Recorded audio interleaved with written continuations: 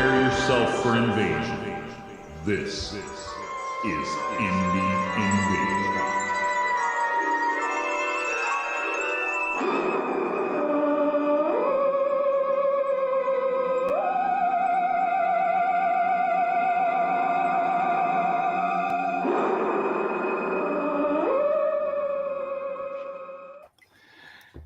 Hello, invaders. This is Eric, Indie Invasion. Welcome to Thursday Night Shorts. And as you can see, Mac isn't here, but I have a special guest tonight. Say hello, Matt. Hello, Matt.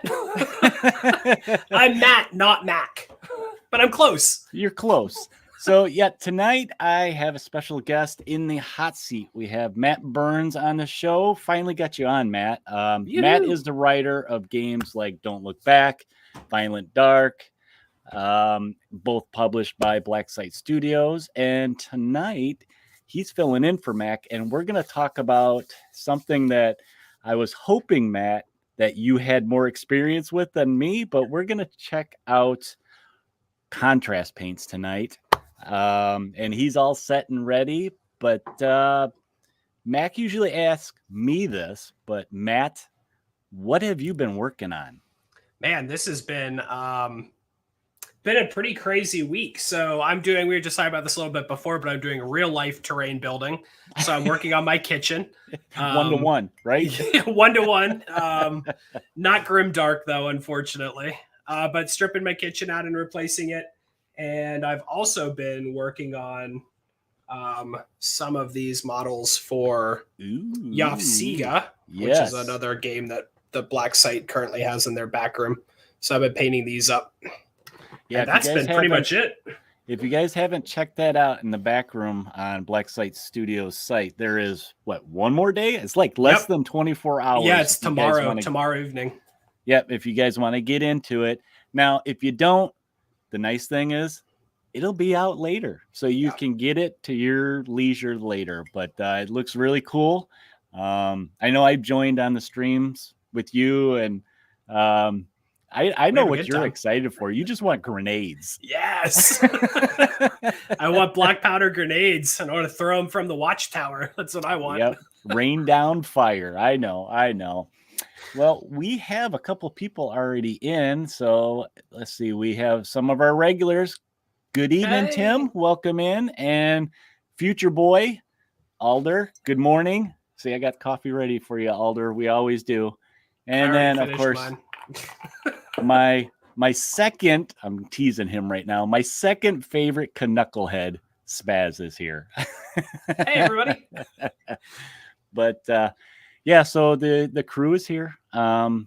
We're going to be talking about just hobby stuff tonight. We're going to talk about contrast speed paints. So my experience is limited. Mac just recently, I know, got the Army Painter one, and you said you had some experience in it. So, we're going to look at, I like to still call it the new hotness in painting, because it seems like it's still pretty popular. Now, I don't know for sure if GW started this. Like I mentioned, Army Painter has their own line now. But, we they all kind of overall, I think, help you get your dudes to the table faster. Absolutely. Yep. And I thought what we could start off with contrast paints is just what they are. There's a lot of people that don't really quite understand what they are, what they do. And I mean, I pulled straight from the internet. I love Google. You just type it in and it tells you what it is. Magic, exactly. But contrast paints are basically a paint formulated to help assist new painters. So originally it's kind of designed for new painters, or even those that choose to speed up the painting process. And contrast paints are designed to not only base coat, but shade and highlight the miniature in a single coat. Most commonly used over like a light undercoat, something like a white gray primer. And basically by supplying so many steps in a single application, it can help the novice painter glaze over, the technical aspects of painting to basically get that same effect but just get it on the table quicker, like we mentioned. So, what else? Contrast paint. So, they basically appear similar to wash, because a lot of people, that's one of the first mistakes, is that, oh, is that just an overpriced wash? It's a little bit different. Now, it's similar to the wash or shade, but they're kind of thicker, right, Matt? They are. They have their own like special medium that they use. So what they recommend is that you don't use water actually to thin them. You're supposed to stay within the contrast medium to help it keep that like lower surface tension so that it's going where it needs to go. Flows. Okay. So that'd be a hard thing for me, because the water is just so easy to use. I mean, it's what I'm used to. And honestly, that's how I use them. I mean, this is the original thing of when I bought one of all the contrast paints. I bought this bottle of the medium. I've never used it. I usually just use water. Because as an early tip, I've actually seen and read what people do sometimes with the contrast paint is they'll actually thin it with either that stuff, or most of the time people just use water like you would a wash, and just build it up with layering. Now that's kind of more that on that technical, experienced painter, to kind of get it to work for what they want to do specifically. But it can be done. I mean, that's something that's good to know about it. And I think the other thing that kind of stands out about the contrast paint is that it's way more pigmented than a wash, meaning that the color is way stronger. So like your reds are just going to be like, bam, in your face. And they're actually just releasing, GW is going to be, I think they've been previewed, and I don't think they're available yet, but they have a second line of contrast paints coming out. So they're adding to the range. Yeah, I thought I saw that. And they might be doing away with some of their other lines. Yeah, some of their technical stuff is going to move into the shades or a contrast. Like one of them, this guy came out a while ago, and it's Tesseract Glow, which they consider a technical, but it's actually moving into the contrast line. So the theory was that some of these things had maybe kind of snuck out before as kind of like feelers to see how people liked them, and now they're moving into the contrast thing. Another cool thing about the new line is they're doing a lot of single pigment paints this time around. So to make the colors, there's not a mix of other colors. So they'll just be one pigment. They're super bright. They're amazing. And then when you mix them, you're not getting that. Sometimes you can mix a green with something else that it ends up kind of turning purpley because there's just different pigments in there to make the colors that they're looking for. Okay, that's cool. Now, Alder here chimed in and said that he usually uses normal paint medium to thin them down. Easy enough to do. And then you can use that paint medium across the board too. You don't have to get that specific thing. Let's see what else we got here. Tyler, welcome in. Tyler is saying that he used them once before and he really liked them, but definitely new and want to try different things with it once he gets a few more colors. See, now I think that's one of the things that held me back is I don't have enough colors to give them a good try to see how they work. And some of that is I'm the old painter. I don't like to change my methods. I learned a certain way and I like to stick to that way. So trying to throw in a new technique or something, it's hard for me to embrace it. And I know if I had more, I'd probably be more willing to experiment with it. And I think something that's really important is that because GW is branding them as a specific thing, this get your guys to tabletop quality and get them onto the table really fast. That's what they were designed for, and that's their marketing. Yeah. But they are just another tool in your toolbox. There's so many things you can do. You can use them as washes, pin washes. You can glaze with them. They airbrush beautifully. They always say to use their grays, like their special primers for them. Yeah. But if you have models that you do like zenithal, highlights on when you prime them. These work out so well with contrast paints because you're getting that high pigment on the white and then it fades into the black, so it can actually accentuate even more that shading and highlighting and base coat process all at once. They're pretty awesome. Okay, Spaz, you're making me giggle while we're trying to talk here. He said that's the way he paints, like the old man. And if you want him to change, you get off his lawn. Yeah, they're just another tool. They've been marketed for a specific thing, but I think like anything, when people find a paint or a product, people are using it in whatever way kind of suits their style and their workflow. Yeah, that's actually definitely a good way to look at it. It's not, there is no one way, and that's why a lot of like new painters, they have the little learn to paint type stuff at the local store, and a lot of first time painters think, oh, I got to do it this way. They see the videos online of the pro GW guys doing it, and it's like they don't understand. These guys have been doing it probably for 30 years. And they've tried all these different methods, and along that road, there's different product coming out, and like you said, they're different tools. So you got to start somewhere, and then you slowly expand and experiment. Right? It's about experimenting and see what works for you personally, and not really what is this guy doing over here. I want to try and do the same thing.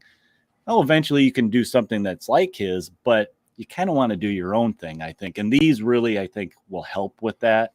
And you don't have to get hung up on it looking, Golden Demon like.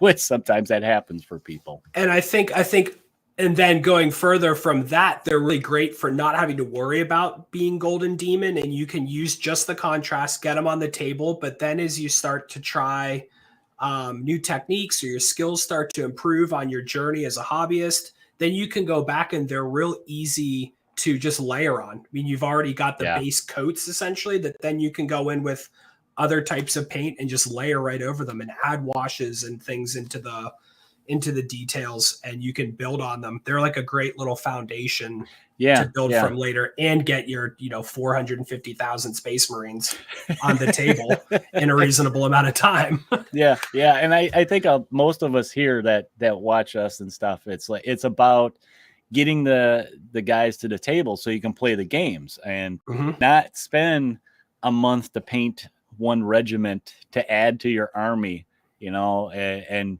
make it, it's just get it table ready. Just get a couple colors on there and play the game and have fun. And then, these are flexible enough that you can go back later if you want. So these guys, these little dudes were done with the black and white zenithal, and then only contrast paint on them. And they're just there to get on the table. But then my Seth for Don't Look Back started out as a base of just contrast paint, and then I went back in with just traditional paint and just layered right over it and just built it up and got some more kind of solid colors and some more defined highlights and things. But it was the same process, get them done and then come back and revisit them later. Yep. Yeah. Like Alder's saying, with his lack of time, he has for painting, they really helped him achieve completing models. Now, the problem I usually have with completing models, you think I would have had all these sets already, but like I said, I'm very traditional in my painting. And a lot of that just from my schooling. I learned this traditional way of painting that when I went to model painting, painting a 3D model, I brought a lot of those skills over to this. So it's hard for me. You get beaten in your head year after year after year in school. It's hard to break out of that, but you got to be flexible and use different tools at your disposal. So one of the other things that I think people don't realize is that contrast paints are a little bit more expensive. So when you're thinking about getting this set, you got to think about you're investing in, a tool. Yeah, it's going to save you time. So is that a value to you to get stuff done quicker, completed, and on the table? I think I found generally they're roughly about 40 to 50% more in cost than your standard container of paint. Yeah. And you know what, realistically though, it's like, you're not going to be buying 100, 200 of these things, you know, that the sets are smaller, that they're in a reasonable price range for you to even just try it. And then if you like it, well, there's more out there you can get and more coming. So you can do that slow build of, you know, a bunch of, you know, these are these paints I can do for this. Here's all my washes. Here's, you know, my glazing and all that kind of stuff. So, And I think too, if you're really somebody who's interested in getting contrast paints, I think there's enough information out there where you can go and find like the 5 that people will really kind of recommend that you get, and you don't yeah. need 7 browns and 8 greens and 4 yellows. So you can get some really good classic colors to kind of get you through a lot of like leathers and your basic armor plates and your guns, and you can just keep going, and you don't need all of them for sure. You definitely don't need all of them. Yeah. I bought the whole set when it came out, yeah, and played with it a lot. And then now at this point, there's, like I said, there's probably 4 or 5 that I really kind of gravitate towards that I pull out and use your with my other go-tos. paints a lot. Yeah. Yeah. Yeah. Now what's cool too, is we mentioned a lot of the GW stuff was what started it, but, Army Painter has stuff, and like Alder brings up the point that Army Painters are a little bit cheaper. So I know that's why a lot of people, I think it had this resurgence of excitement for the speed paints, because Army Painter was putting their own out. And I think they did a couple different things. They put like a ball bearing in there to help you mix it up, and just saving that money a little bit. So I'm curious to try theirs and see if I like that one over GW. I mean, you can mix them. There's nothing wrong with using one color that's GW and another color Absolutely. that's Army Painter. So I'm going to plug them because they're amazing, but Pro Acryl makes a transparent series. Yes. And I actually prefer these, but they only make 1, 2, 3, 4, 5, 8. You know, there's only 8. There's basically like kind of your primary and secondary colors. Yeah. And that's sort of it, but they're great. Their transparencies remind me, and you don't see inks anymore as much. That's what they remind me of, because they are so strong that I remember the first time I used the red, I was just like, oh my God, this guy's a bloody mess. I'm going to have to thin this down a little bit. Yep. I really like those. They've kind of taken the spot of kind of contrast paints for me. And I think they thin a little better with other mediums and things. Okay. What's Clem? We got a couple of comments here. Clem is saying that investment in your hobby reaps major emotional and mental benefits. Yeah, I guess I could see that. You don't want to be crying over your minis because it's just not working, or maybe you're putting 10 hours into one guy. Heck and no. if you're somebody who has like a hobby group, when I had some of my friends who've moved away now, but when we used to hobby together a lot, we would sort of pool paints. And sometimes that could be a great way. Like if you're going to be going, and we would only really paint at our local gaming store. That was kind of just our thing.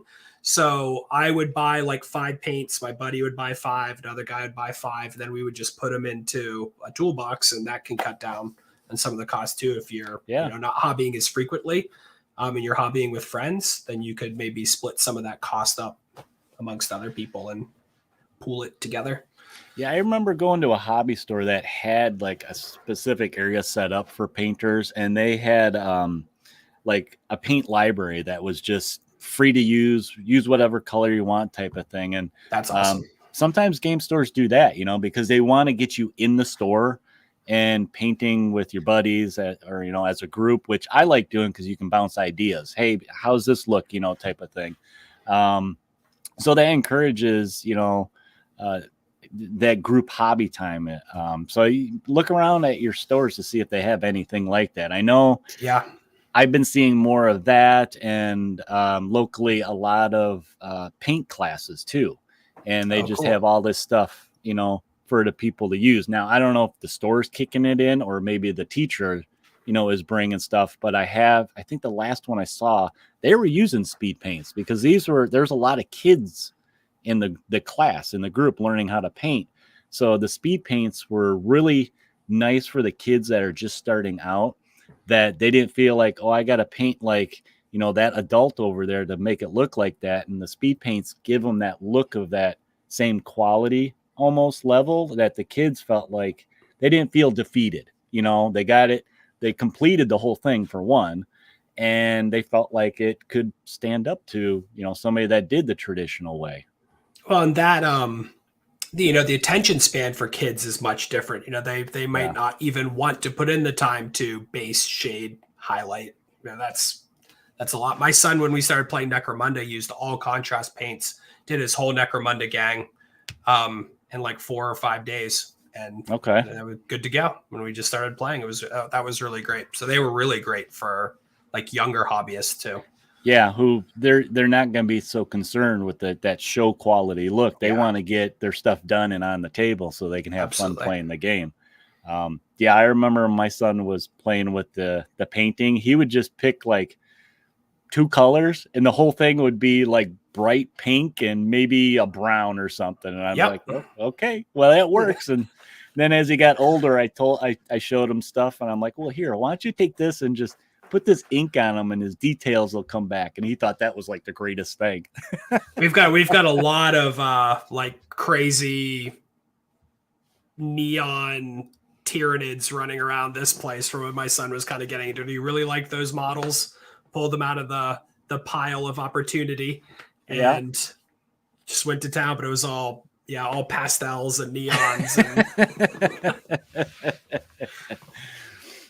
Well, since we covered what contrast paints is and kind of what it does and stuff, I kind of wanted to go over what we think personally of this.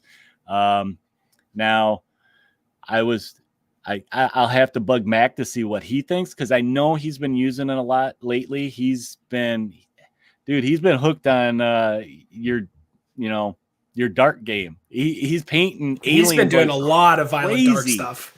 Yes. But I think I don't have much experience with it, but I wanted to go over, is it a good thing? Just to get this done quick so you can get to the table. I think that's right. That's the main purpose of this, right? I think yes. And I think that they are very good for that. But I think the big thing that's really unforgiving for people who are maybe just getting into the hobby, and are just starting their painting journey, is they are actually really unforgiving because they have that transparency. If you're painting like for the Seth, when I was doing his red shirt, if I got the red onto the brown where his pants are, and you try to put that brown on there, you're done. I mean, it's going to get lost in there, and you can't go back. That's where, now that's, to criticize it a little bit, is that's why my old man likes the washes. The washes are a little more forgiving, and even washes, people think I'm nuts at how watered down I get. And they hear that I put like 10, 15 layers of a wash on, but then they see the end result and they're like, whoa, that looks very organic. It looks, it doesn't look, you get that transition. Yeah. I do such a big, long stretch of transition at it. But that's just me. That's my personal way. So that's why I'm having that hard time, I think, jumping into the speed paint, because the couple times I've tried it, and now I tried a blue, and blue is it's an extreme color, and it's a dark blue. So like a navy blue. Yeah. And I've had a couple models that it's like, I didn't thin that down enough, and it just looks like a blue mess. So yeah. I think just the big thing when you're working on that brush control with these to start with, and you get it where, a darker color where then you want to put a lighter color, even if you go back and put a base color, whatever you primed with on there, it's still going to have a patch, and that can be frustrating for you. I mean, some people, that's not as big a deal. If you're really just looking to get them onto the table, have those colors kind of where they need to be. But I think that they could be frustrating for people also. Well, here Tyler says one of the good points of this is, in his very limited experience, he thinks contrast are the best to cover the entire mini. So used more for units and not individual minis. True. Yeah. You can get, the thing painted all the way, like in a night type of thing. and I think that's great. That's kind of one of the things that's why I want to try them. Now, granted, we're using a lot of, we play a lot of skirmish games, so you don't have those big giant squads. Mhm. So I don't know how beneficial these will be for you, but if painting is kind of a chore to you, that's the good thing about these. Yes. Just you can get them the whole mini done. You don't have to fret about it and be like, come back the next day. Oh, I got to paint his pants yet. You don't have to worry about that because you did that the day before. And I think they are also much better for more detailed models. The more texture and detail there are, there is on the model, I think the better they are, the better the result. If you're doing things like Space Marines and lots of flat armor panels, the contrast paints and speed paints and things tend to kind of pool, and you have to be very careful kind of with how you get the paint on a larger flat surface, because then you get like that coffee staining, and it can be a little bit of a nightmare. But they're really great on very organic, detailed models. Now, Spaz was saying that when he paints his models in the early stage, they look like they've been attacked by a vision impaired child wielding a paintbrush. So basically, he's talking about blocking in. Yep. But what he likes is that cleaning up as he goes along, a huge part of how he paints. You get that basic quick colors in, your base coats, and then you use these to start cleaning up. And like you said, those high detail points in the model can really just absolutely pop and come alive. So I think that's cool. That's good for, reason to use these. Even if you're doing that block painting, that traditional way of how you've learned, well, this will just add to it. It'll cut down that speed. So definitely something to look into. And I think one of the other tips that I came up with this is that contrast, you got to keep in mind, it works best, I think, with the lighter matte primers. And you kind of touched on this a little bit, that, you're doing maybe a primer that's brown. It's kind of easy to kind of lose that control of it if you get those colors that are too similar. That you'll lose that contrast. The whole point of what these are, where it seeps in, it doesn't even, it not only does it do your shadows and your midtones, but it'll do your highlights too, because of just the way that it roll, I'm looking for a word and I can't come up with it, Matt. The way it flows. There we go. The way it flows over the surface.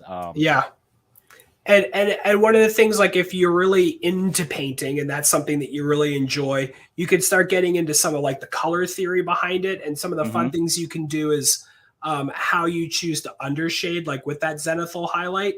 You could do, instead of doing black and white, you could do blues and yellows. And then when you put some of those contrast colors over top of that, you're going to change the color itself. And you can get some really neat effects. Like if you wanted to do like a cyberpunk kind of a thing and have some of those kind of neon shadows on the model, you can get some really cool effects using like the speed painting type of things over some different colored undercoats.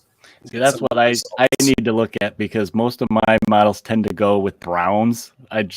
Everything's just brown and cloudy, I guess, in my world. Hey, that's like a more realistic, gritty world. But yeah, they're a fun thing to explore with. They give you a lot of opportunities. They're like a double-edged sword. Sure. Well, like you said at the beginning, I think when it comes down to contrast paints and people are debating about it, it's like you said, it's another tool that you guys can look at to put in your toolbox. I would definitely, if you guys are somewhat interested, check out one of these starter sets they have out there, whether it's GW, Army Painter, or any of the other ones that come with like your basic colors, your primary type of colors, and try them out. Even if you're just trying it out on, some cheaper models, not something that you're too worried about, that you can get in the individual blisters, just to experiment with and give them a try, see how you like them. Don't get frustrated with them. There's plenty of videos out there that you can go and watch on YouTube. whether they're pros or people just starting out with it, that you can pick up some tips on. Because we just kind of touched into a little bit of it. And yeah, go have fun with it and experiment. But Matt, just like that, I got to find my little thing. Bam, fastest 30 minutes in gaming. It's just like that. It's done. That's crazy. I mean, it's faster doing it than it is watching it. Yeah, I mean, I kept looking at my notes to make sure, okay, did we hit that point? Did we hit that point? But I wanted to tell you, Matt, thank you for coming on and just chit-chatting some gaming stuff with me. If you guys are interested in what Matt is writing, make sure you check out Blacksite Studios Don't Look Back, which is my hotness right now, and Max Hotness Violent Dark. Now, if you guys can't get this little ticker thing going, I'm going to put the links in the show notes that you guys can go straight to the website, check them out, buy lots of stuff, have some fun, killing your heroes with aliens and, serial killers and all that kind of stuff. It was really cool. We've been talking about this for a while, kind of getting together and chatting. Yeah, this was a blast. It was really fun. Doing something and peeking into your head on contrast paints. And I love having our little interaction that we have with everybody throwing comments at us. And it's one of the reasons we like doing this. But check that stuff out. And guys, that's it for this week for shorts.